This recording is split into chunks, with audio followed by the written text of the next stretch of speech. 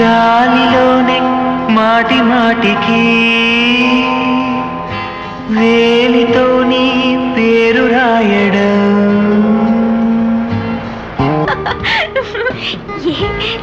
ఏంటి అలా చూస్తున్నావు? నువ్వు చిన్న చిన్న విషయాలకి ఎంత సంతోషపడుతున్నావో చూస్తున్నాను. అంటే అంటే పావుబాజీ, ఈ సముద్రం, వర్షం, సంగీతం. ఇదేగా జీవితం అంటే. నాకు ఇప్పుడే తెలుస్తుంది.